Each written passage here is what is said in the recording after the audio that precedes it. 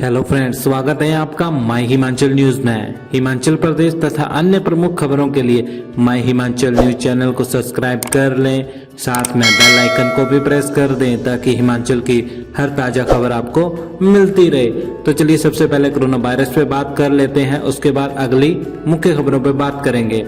तो एक दिन में रिकॉर्ड 931 मामले, 14 की मौत, विधायक, एसडीएम, तहसीलदार भी संक्रमित। हिमाचल प्रदेश में गुरुवार को एक दिन में रिकॉर्ड 931 कोरोना पॉजिटिव मामले सामने आए हैं। वहीं 14 संक्रमितों की मौत हुई है, जबकि भाजपा विधायक, एसडीएम और तहसीलदार भी कोरोना संक्रमित पाए गए हैं। नेरचौक मेडिकल कॉलेज में बुधवार देर रात और गुरुवार को कोरोना से 4 लोगों की मौत हुई है।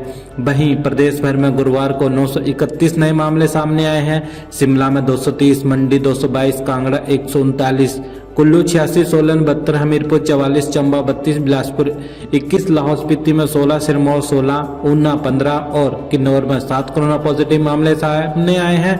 इसी के साथ कुल्लू के 371, शिमला के 191, मंडी के 74, लाहौल स्पीति के 73, हमीरपुर के 66, चंबा के 45, सोलन के 33, कांगड़ा के 23, ऊना के 13, किन्नौर पे बिलासपुर के 9, सिरमौर के 6 रिकवर हुए हैं।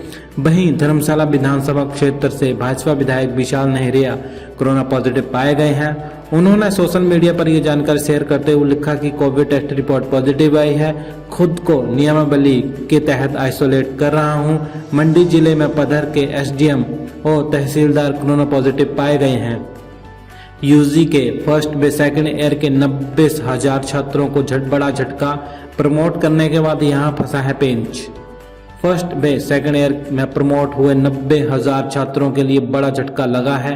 प्रदेश सरकार ने भले ही फर्स्ट व सेकंड ईयर के छात्रों को प्रमोट कर दिया हो, लेकिन छात्रों की प्रमोशन के बाद भी मेरिट बनाना एचपीयू के लिए मुश्किल हो रहा है। एचपीयू के पास कॉलेज से छात्रों के लिए जो अवार्ड मिले थे वे 30% के हिसाब से दिए गए थे, लेकिन अब दूसरी बार कॉलेजों को छात्रों के अवार्ड 50% के हिसाब से भेजने होंगे। फिलहाल लंबे समय से जो छात्र मेरिट तैयार होने का इंतजार कर रहे हैं उनके लिए बड़ी परेशानी खड़ी हो गई है।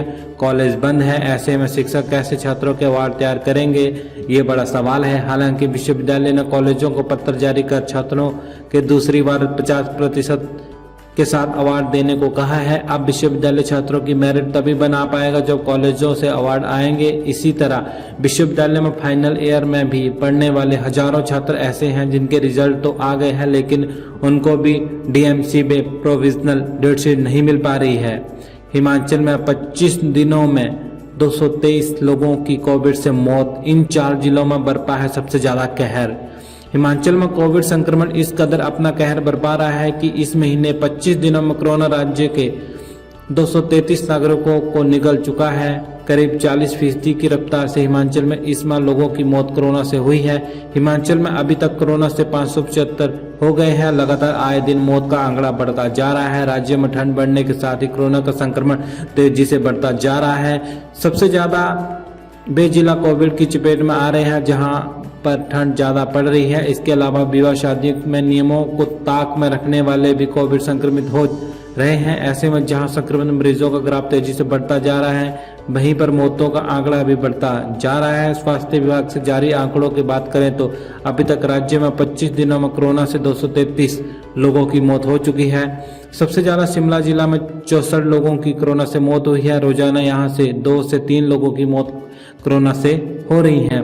कोरोना बेकाबू, अब 5 विभागों के कर्मचारी फील्ड में देंगे सेवाएं। हिमाचल में कोरोना संक्रमण के बढ़ते मामलों पर काबू पाने के लिए 5 विभाग मिलकर काम करेंगे।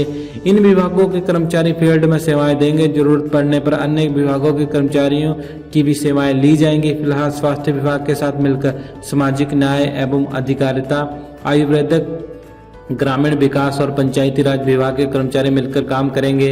इन विभागों के कर्मचारी स्वास्थ्य विभाग के कार्यकर्ताओं के साथ 27 दिसंबर तक विशेष अभियान में शामिल होंगे। अभियान के दौरान अगर किसी व्यक्ति में कोरोना के लक्षण मिलते हैं तो उनके सैंपल लिए जाएंगे और अस्पताल जांच के लिए भेजे जाएंगे। जब तक रिपोर्ट नहीं आ जाती ये लोग घर से बाहर नहीं जा सकेंगे। पॉजिटिव आने पर जरूरत के अनुसार अस्पताल शिफ्ट किया जाएगा। 1 महीना तक ये प्रोग्राम राज्य भर में चलेगा और कोविड संक्रमित मरीजों की तलाश की जाएगी। सचिव अमिताभ अवस्थी ने बताया कि कोरोना को काबू पाने के लिए विभागों की सेवाएं ली गई हैं। कर्मचारी फील्ड में जाकर संक्रमित लोगों को पकड़ में लाया जा रहा है। हालात ठीक होने के बाद खुलेंगे पहली से 8वीं कक्षा के स्कूल। हिमाचल में लगातार बढ़ रहे कोरोना संक्रमण के मामलों को देखते हुए प्रदेश सरकार ने पहली से 8वीं कक्षा के स्कूलों को हालात ठीक नहीं होने तक बंद रखने का फैसला लिया है। 23 नवंबर को हुई मंत्रिमंडल की बैठक में फैसलों के बुधवार को लिखित निर्देश जारी करते हुए शिक्षा सचिव राजीव शर्मा ने बताया कि पहली से 8वीं कक्षा के शीतकालीन और ग्रीष्मकालीन स्कूलों को कोरोना संक्रमण के कम होने पर ही खोलने का फैसला लिया जाएगा। स्कूल बंद रहने तक इन कक्षाओं की ऑनलाइन पढ़ाई जारी रहेगी। शिक्षा सचिव की ओर से उच्च और प्रारंभिक शिक्षा निदेशकों को जारी लिखित निर्देशों में कहा गया है कि स्कूलों में 9वीं से 12वीं और कॉलेजों में 31 दिसंबर तक विद्यार्थियों को नियमित कक्षाएं नहीं लगेंगी। इस दौरान ऑनलाइन पढ़ाई ही जारी रहेगी। शिक्षकों को प्रिंसिपलों की ओर से जरूरत के हिसाब से बुलाया जा सकेगा। इसके अलावा हिमाचल में सर्दियों की छुट्टियों वाले स्कूलों को अगले वर्ष 12 फरवरी तक बंद रखा जाएगा। इस दौरान शिक्षकों को भी अवकाश रहेगा। हालांकि उन्होंने अपने घरों से ही ऑनलाइन पढ़ाई करवानी होगी। गर्मियों की छुट्टियों वाले स्कूलों को लेकर दिसंबर में हालात को देखते हुए मंत्रिमंडल आगामी फैसला लेगा। सर्दियों की छुट्टियों में भी स्कूल कॉलेजों में ऑनलाइन पढ़ाई जारी रहेगी। 5वीं और 8वीं से 12वीं कक्षा की मार्च में वार्षिक परीक्षाएं ली जाएंगी। प्रदेश के कई अंतर्राज्यीय और लॉन्ग बस रूटों पर सेवाएं बंद। कोरोना के लगातार बढ़ते मामलों के बीच सूबे में एक बार फिर कई अंतर्राज्यीय और लॉन्ग बस रूटों पर सेवाएं बंद कर दी गई हैं। हमीरपुर डिपो ने 12 रूटों पर बसें भेजना बंद कर दिया है। इनमें चंडीगढ़ के साथ दिल्ली होशियारपुर के 2 और लुधियाना का 1 रूट शामिल है।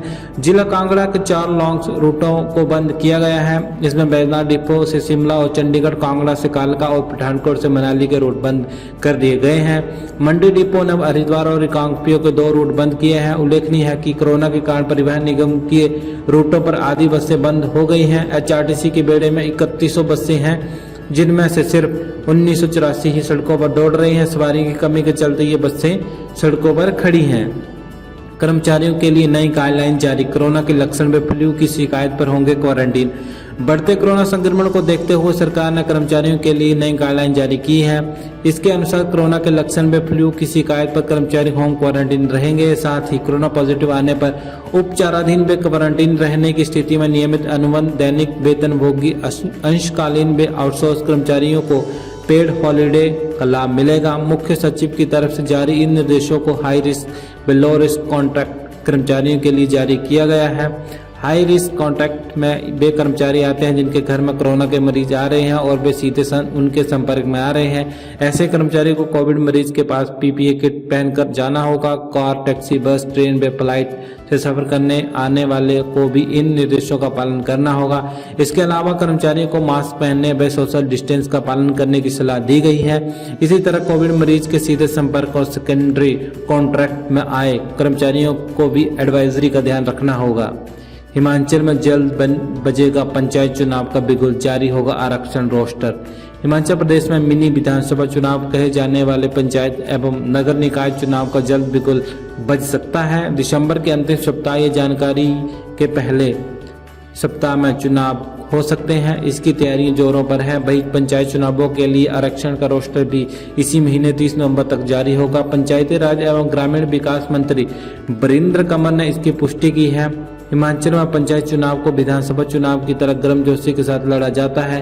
राजनीतिक दल भी कोशिश करते हैं कि उनके विचारधारा के ज़्यादा से ज़्यादा प्रत्याशी जीतकर आएं। खासकर जिला परिषद चुनाव और BDC चुनाव में स्थानीय विधायकों की साख दांव पर होती है। जितने ज़्यादा जिला परिषद सदस्य और BDC सदस्य जीतकर आएंगे तो उनके मतों से ही जिला परिषद अध्यक्ष और BDC अध्यक्ष उपाध्यक्ष का चुनाव होता है। बेशक जिला परिषद के चुनाव पार्टी चिन्ह पर नहीं होते हैं, लेकिन भाजपा, कांग्रेस और CPIM अपने अपने उम्मीदवार चुनाव मैदान में उतारती है। पंचायत चुनाव के वक्त उम्मीदवारों के लिए न्यूनतम योग्यता निर्धारित करने की मांग भी उठती है, जिसमें मांग की जाती है कि पंचायत प्रधान, उप प्रधान, वार्ड सदस्य, BDC और जिला परिषद सदस्य के लिए कोई न्यूनतम क्वालिफिकेशन होनी चाहिए। लेकिन पंचायती राज एवं ग्रामीण विकास मंत्री वीरेंद्र कंवर को माने तो ऐसी मांग जायज नहीं है। उन्होंने कहा कि हिमाचल पहले ही 100% साक्षर प्रदेश है। लोकतंत्र में सबको चुनाव लड़ने का हक है। लोग अपने विवेक से उस व्यक्ति को वोट करते हैं जो काम करने वाला हो और लोगों को समय देने वाला हो। ऐसे में न्यूनतम योग्यता निर्धारित करने का कोई औचित्य नहीं है। तो फ्रेंड्स, वीडियो को लाइक कर दीजिएगा, चैनल को सब्सक्राइब कर दीजिएगा, उसके साथ लगी बेल आइकन को भी प्रेस कर दीजिएगा ताकि हिमाचल की हर ताज़ा खबर आपको मिलती रहे। जय हिंद, जय भारत।